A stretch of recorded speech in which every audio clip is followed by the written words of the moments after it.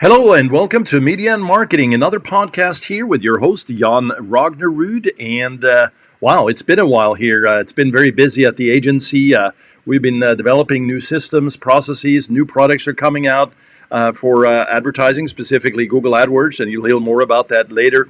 But now that we're starting to get a little bit of a normalcy again, I'm actually taking some more time now to get more content back out here to the good old interwebs, and specifically, the podcast here today. If you're listening in, hey, thanks very much. I love you coming in here again. And hey, if you have any questions, feel free to go back out to chaosmap.com/contact, or simply just go to chaosmap.com and there's buttons and things to help you engage there and send in any and all questions.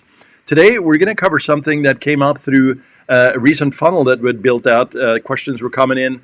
And actually it was from an email that I wrote talking about return on investment. Ultimately, the end goal for any business is, hey, if I'm advertising, can I get a good return on my investment, right? Now, it gets a little more specific than just that, right? I mean, there's many metrics that we cover, and this was really one of the areas that came up during that discussion is, hey, we're getting a very good click-through rate. We're getting some great clicks, meaning cheap clicks.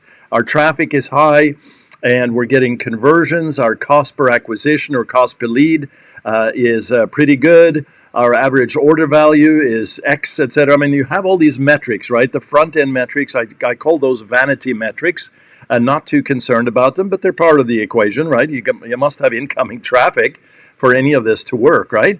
But ultimately, what needs to happen is, while there's simple math in this, I talk about this, third grade math or whatever, right? It's not too complex. It needs to be clear. The focus has to be there, obviously, on those numbers, and that also ties into your overall business projections and planning. So, yes, it gets kind of extensive when you think about it, right? However, what I wanted to talk a little bit about today is something that obviously I'm in the space, I hear about it, but I also see a lot of hype out there, and this hype is surrounding the concept of ROAS, so ROAS, right? Return on ad spend. And a lot of agencies, companies, gurus, experts, consultants out there talk about, the ROAS. And yes, it's an important metric, but it's not the end-all be-all. So that's what I wanted to jump on here real quick, just kind of clarify for you that if you have a business and you have an established business, you'll know that it goes way beyond ROAS, right? So we get more into the concept of a ROI, return on investment. It's more of a consideration over a timeline. And, the customer lifetime value is the end-all, be-all in my mind, right? So we talk about this a lot. In fact, if you're watching this on YouTube or inside our Facebook page, you'll see a graphic, and I forget where we borrowed this. It's not ours, but thought it was very descriptive, where on the left side you see the non-profitable customers. It's sort of that immediate transaction-based quality on the left-hand side. In the middle, you have sort of this is the traditional bell curve here. So as you move up, you'll have more profitable customers. And here in this example, it shows 60% consideration of profitable customers, and then 20% at the tail end, which there's less of these guys, right? But very profitable customers. And so you're familiar with the customer journey. When you come in through a first touch point, through the first click and into the funnel,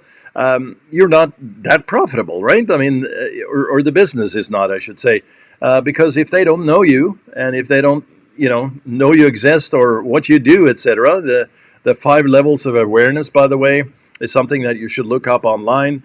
Because it's very applicable to my conversation here today, and it's something that lends itself very well to Facebook advertising, and really that whole discussion around what messages are presented when, where, and how is, again, deeper than I want to go today. But if you're presenting your wares with a message to a targeted audience, they're not going to click at first. They're going to click, but they're not going to transact at first, right? That's why this graphic calls it out. They're non-profitable, but yet here is where there's a lot of focus on ROAS, right? So if you ran a campaign and you look at the last 3 days, 7 days, 14 days, 30 days, maybe it's a 1 day, you'll see varying numbers here in terms of the ROAS. And so if you're looking at a one day, you might showcase a 10 ROAS and throw it out on the internet as just the most amazing campaign.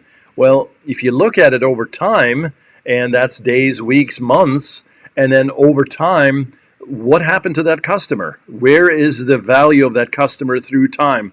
Well, if you have a business and it's established and you have upsell opportunities, cross-sell opportunities, and have an ability to essentially present multiple products, multiple services, if that's what you have across that timeline, who cares if the ROAS is 6 or 2 or maybe it's a 110, right? So you're making 10 cents on every dollar. Heck, you might even go negative on the front end, right? So we call that a loss leader.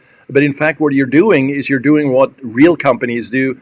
That is building audiences and customers, right? So I just wanted to come on here real quick to remind you and have you think about this, and also don't get sucked in when somebody tells you, yeah, we can get you a 4 to 5 to 6 to 8, 10 ROAS. And be impressed by that, because what you need to do is work with a company, an agency, a consultant, or even when you hire somebody, think about how you map this out in much more detail over time. And customer lifetime value essentially is the net profit contribution of that customer to the firm over time. And I'm just repeating what's on this slide here.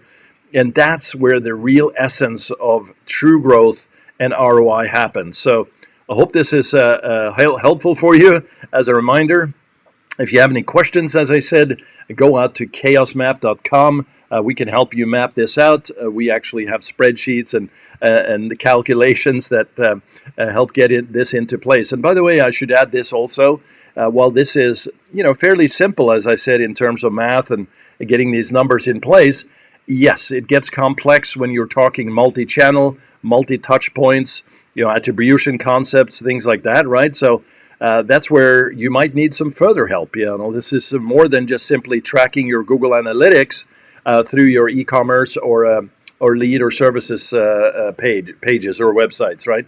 So we can definitely help with that. And if that sounded like a pitch, well, then yes, it was. So go out to chaosmap.com, chaosmap.com, and we can take care of you there. Either way, you'll come away with some great concepts and some ideas that can help you validate this further. So anyway, this is Jon Rognerud from Media and Marketing here today.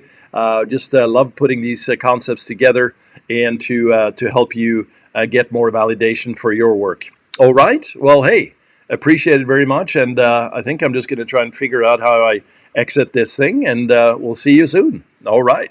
Take it easy. Bye.